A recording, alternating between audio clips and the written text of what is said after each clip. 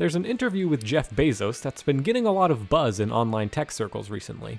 You might have seen the headlines. Bezos wants you to rent cloud space instead of buying PCs. Bezos says AI will force end of PC ownership. In the interview these articles are actually referencing, Bezos talks about going to an old brewery in Luxembourg with a museum, including an old electric power generator. The brewery was 300 years old. They were very proud of their history, and they had a museum. And in that museum was an electric power generator. They wanted to improve the efficiency of their brewery with electricity.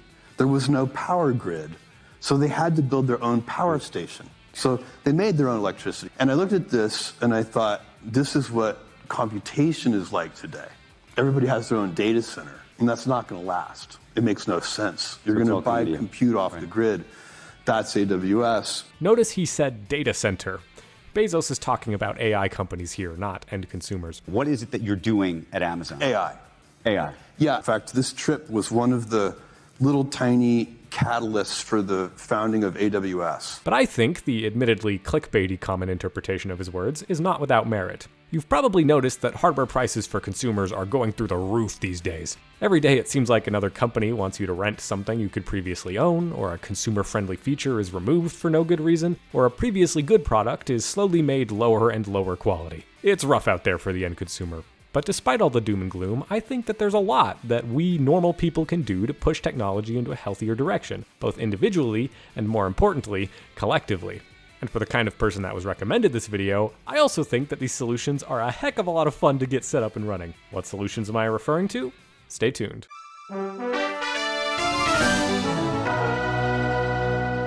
Hi, welcome back. I'm Seth.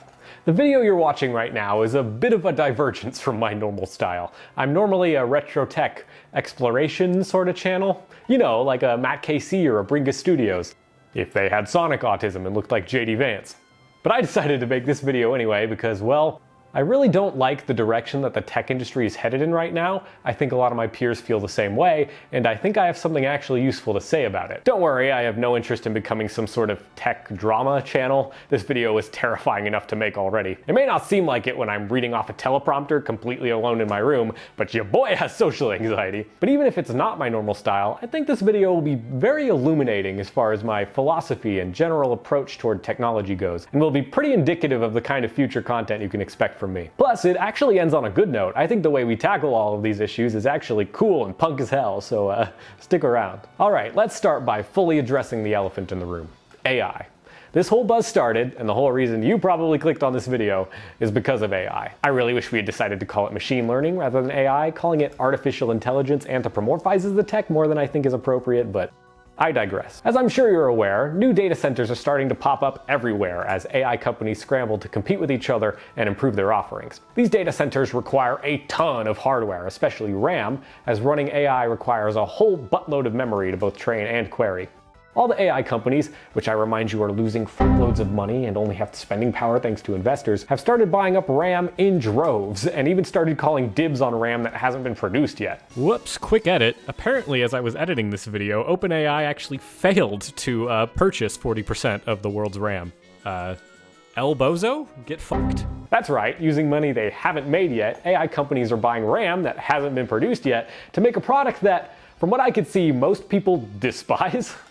I guess that's a functioning economy, baby.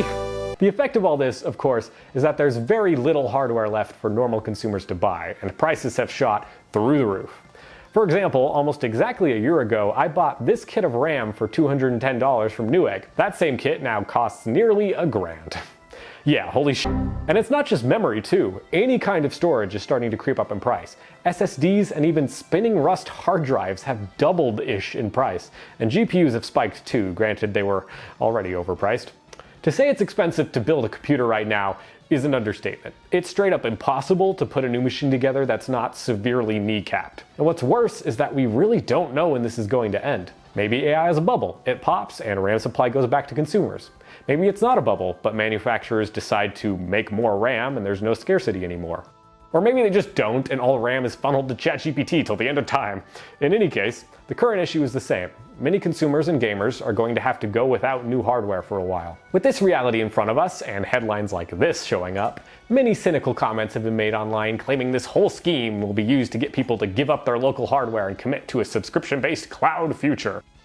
And while it is true that this RAM-pocalypse is likely temporary and prices could eventually go back down, well, I'm kind of inclined to agree with the cynics on this one. You might have noticed that tech isn't the only industry trending in this rent-based direction. Ever since Netflix started blowing up in 2008, pretty much every company on the planet has wanted to get a piece of that sweet, sweet subscription money, where revenue comes in consistently every month, and also notably that the company owns everything and the consumer nothing. No one buys discs anymore, they subscribe to streaming services.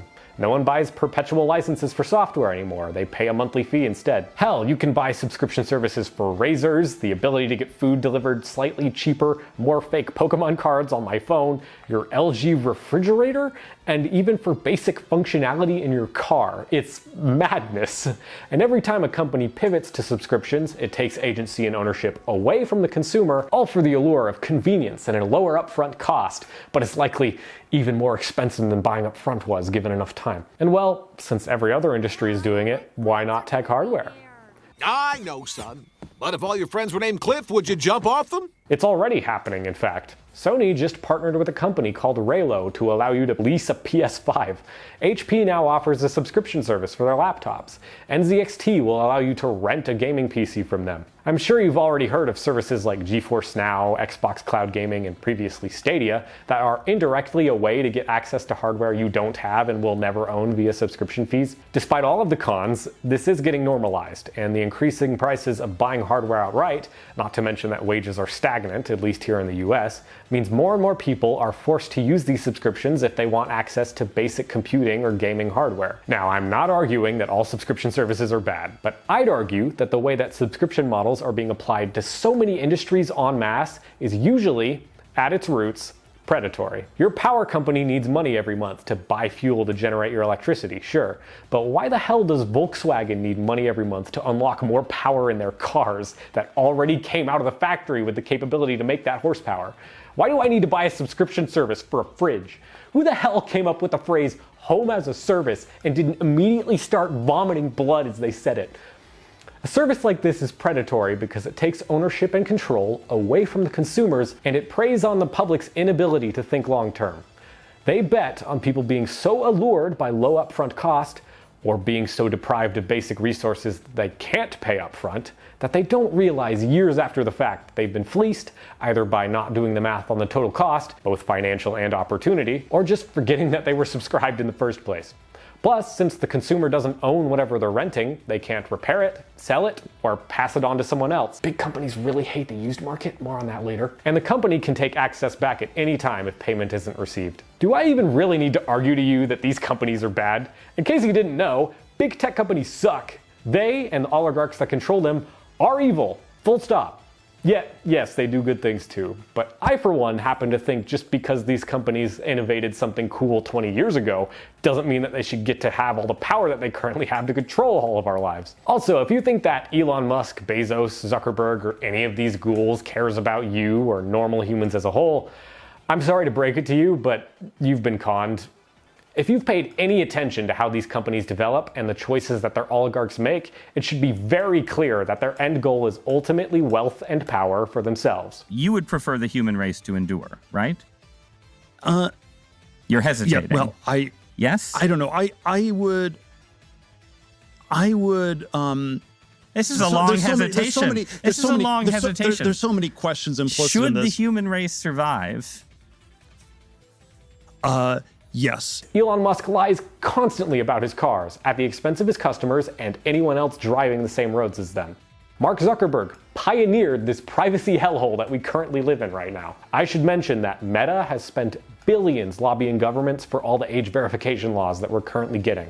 Jeff Bezos treats his workers like garbage. Microsoft is Microsoft. I'm sure I don't need to explain that to my audience. All of these people used technology to get to where they are, and now continue to use technology to push everyone else down.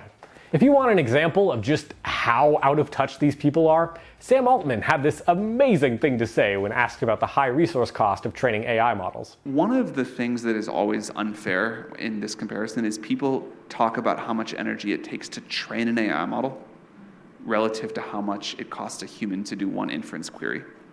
But it also takes a lot of energy to train a human. It takes like 20 years of life and all of the food you eat during that time before you get smart. Why would any human being in a million years think that that's a fair comparison to bring up? Yeah, Sam, human beings need food to live, and using our limited resources to cultivate happy and healthy human lives is infinitely more valuable than fueling your machine that makes people stupid and generates this garbage. People talk about how much I eat PP. This is the worst thing ever. You know, there's no point to life. To be clear, I believe AI has a ton of amazing legitimate use cases. I studied machine learning and neural networks in college. I'm aware of just how many breakthroughs in science and healthcare have been achieved because of AI. But I also believe that all the people who are currently trying to shove AI down our collective throats and the politicians that they lobby don't deserve any of the power that they possess. They constantly are doing things and creating laws against the public's will for their benefit at the expense of everyone else. It is so abundantly clear to me that big tech just does not have our best interests at heart. So yeah, it's bleak. The incredible strides that we've made in technology over the past couple decades have been co-opted by a handful of monopolistic megacorps into tools of surveillance, abuse, and just chaos. So what can we do about it? Do we accept our cloud-based, subscription-based future where no normal person owns anything, I have to consult an AI chatbot every time I might have to sneeze, and privacy is only the hopeful dream of a bygone era? Well, no. I think there's actually a lot that we consumers, and more importantly, free human beings, can do to at least try and rein in the power of these groups. What if I told you that we don't need any of these companies? Yeah, I'm serious. We don't need them. First, I should say that it's important that you engage in whatever political system you belong to. Rich CEOs might have louder voices, but yours does still matter. Otherwise, they wouldn't pay so much to try and manipulate it. Vote, pressure your representatives. But even if that all fails, we genuinely do not need these companies. Some of you might know where I'm going with this. That's right, I'm going to talk about Linux. You don't have to use Windows or macOS or Microsoft Office or Photoshop.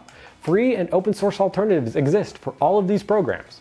If you're not aware, open source means a program's code is available to all the public for anyone to see, analyze, and most importantly, contribute to. That's right, normal, everyday people like you and me can collectively work together to develop and improve open source programs, totally free of any corrupting profit motive.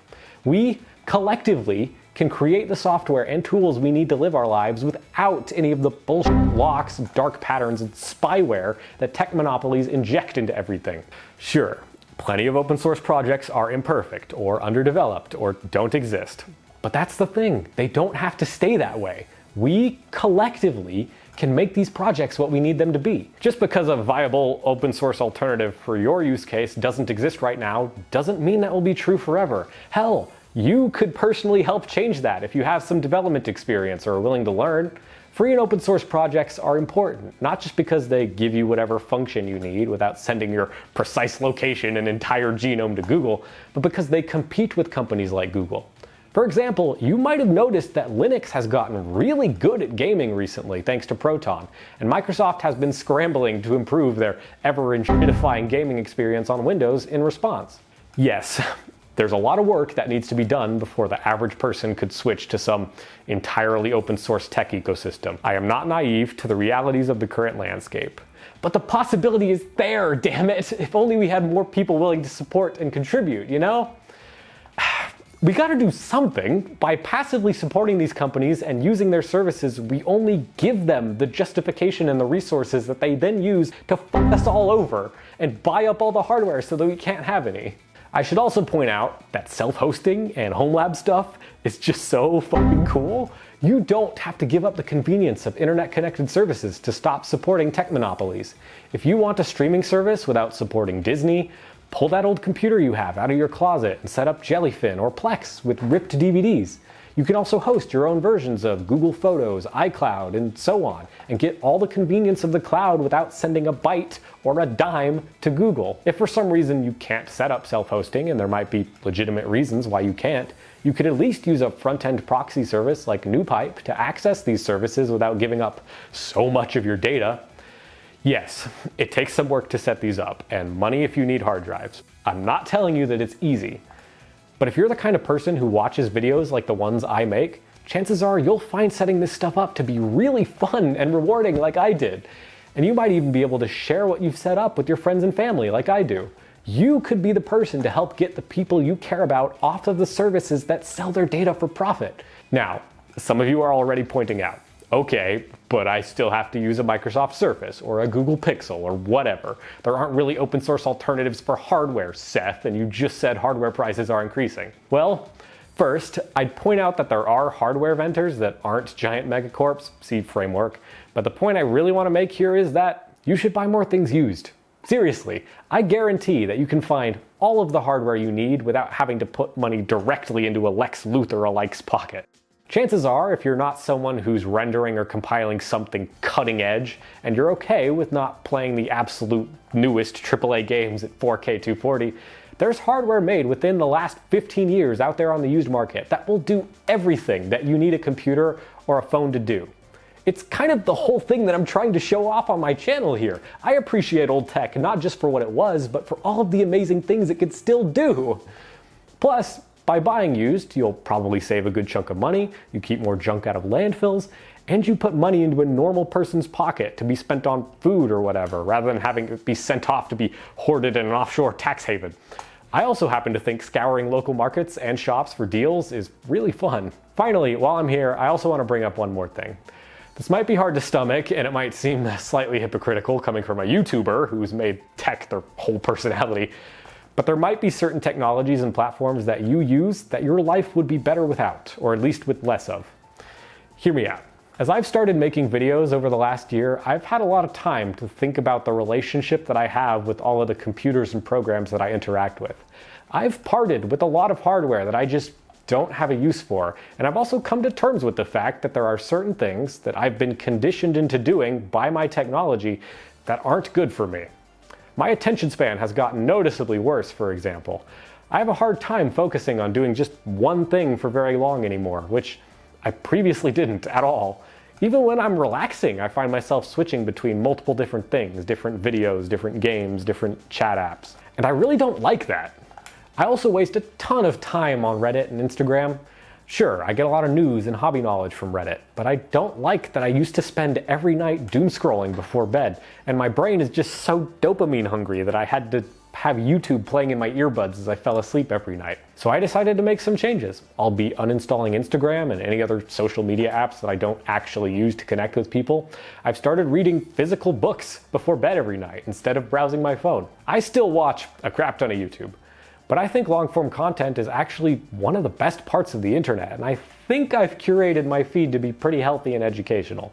Still, I've installed an extension and modified my YouTube Revanced to hide short-form content. I think it's more likely to be slop.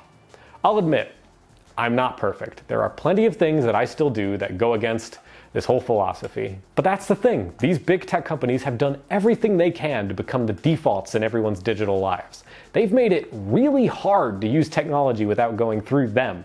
So I don't think anyone can be blamed for just doing the default thing, especially if they don't know better or if it's out of their control.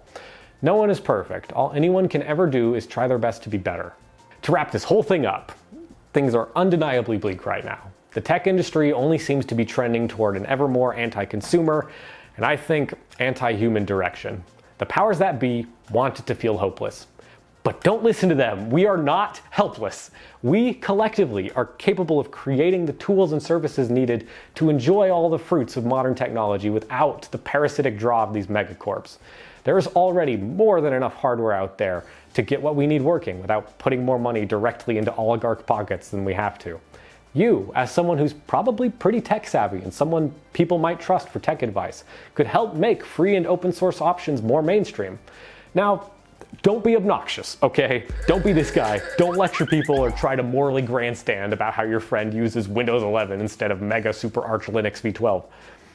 But maybe you could be the one to set up a self-hosted cloud storage box for all your family's photos. Maybe you could let your friends know about OnlyOffice or GIMP if the topic ever comes up, or just politely let your friends know about how much data Facebook and Google collect on them. Whatever you do, just be helpful, you know? I think we as tech enthusiasts should use our knowledge to help our neighbors and friends make healthier tech choices. The world is so divided right now. Care about your friends and neighbors enough to help them. Use your knowledge to make the life of everyone around you better. In fact, do that in general, not just with tech. No one has to tackle this all at once. I suggest that you start small. I started by buying a couple Blu-rays of movies that I liked, fixing up old computers and giving them to family rather than having them buy new, trying Linux and virtual machines and on a secondary computer. Then I built up to ripping all of those disks, setting up a small NAS, uninstalling Microsoft Office for LibreOffice, canceling my Netflix subscription. Now I have tons of self-hosted services. I use GIMP, LibreOffice, and DaVinci Resolve exclusively for my YouTube work. As I was writing this video, I threw another hard drive into Big the NAS and set up Nextcloud so I don't have to use Google Drive anymore. This isn't an all or nothing game. Nothing is black and white. Don't let anyone disparage you for having legitimate reasons or not enough time to switch to something better yet. Just do what you can right now and build up to more as you get more comfortable. That's the fun part, getting to constantly learn and improve. If you think I'm on some sort of high horse, if you don't care about anything I'm talking about or you think I'm overreacting, look, I'm not asking you to give up all of your comfortable routines or everything you're used to doing or throw away all of your technology and live in the woods. Obviously, I fucking love computers. I think they're capable of enormous good. To quote Charlie Chaplin, "The aeroplane and the radio have brought us closer together. The very nature of these inventions cries out for the goodness in men, cries out for universal brotherhood, for the unity of us all." the last thing that I want to do is take people's own choices away from them or push them into blindly following someone else's mindset, let alone mine. All I really want to ask is that you think about how you use your digital tools. Confront the relationships that you have with your computer, your phone, and all the platforms and software that you engage with regularly. These tools are increasingly designed to take choices away from you and slowly lull you into habits and thoughts that are not your own. Don't sacrifice your agency, the control over your own mind, and your privacy for cheap convenience. Remember, technology exists to make your life, our lives, better. Technology exists to work for us, period, full stop. If it isn't doing that, it's pointless.